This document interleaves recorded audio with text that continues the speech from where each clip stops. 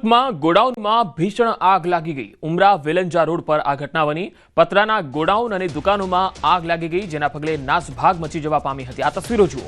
Fire વિભાગે આગને કાબૂમાં લેવા પ્રયત્નો કર્યા।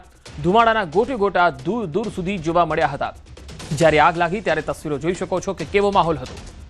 વધુ માહિતી મેળવીએ સંવાદદાતા કીર્તિશ પટેલ સુરતથી જોડાયા છે। કીર્તિશ, આ આગ પર કેટલે અંશે કાબુ મેળવી શકાયો છે? બિલકુલ પંકજ, સુરતના વેલંજા વિસ્તારની આ ઘટના છે કે ત્યાં ખુલ્લા પ્લોટમાં બનેલા શેડમાં અચાનક આગ લાગી ગઈ હતી। ખાસ કરીને આ તમામ શેડ છે ગેરકાયદેસર અને ભંગારના શેડ હોવાની વિગતો સામે આવી છે। આગની જાણકારી મળતા ફાયરનો કાફલો 3 કિલોમીટર દૂરથી આગના ગોટે ગોટા દેખાતા હતા।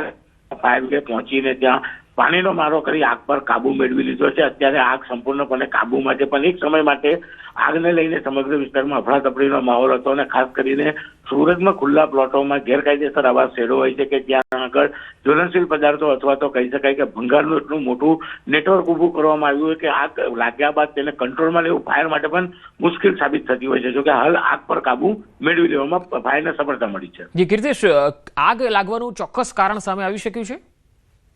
બિલકુલ, હજુ સુધી પ્રાથમિક તપાસમાં એવી કોઈ જ વિગતો સામે નથી આવી, પણ જો માનીએ તો શોર્ટ સર્કિટ અથવા કોઈ કિકનખોર દ્વારા આગ લગાડવામાં આવી હોય તેવું સ્થાનિક લોકોનું કહેવું છે। પણ હાલ પોલીસ ઘટના સ્થળે પહોંચી જાય આ મામલે વધુ તપાસ શરૂ કરી છે।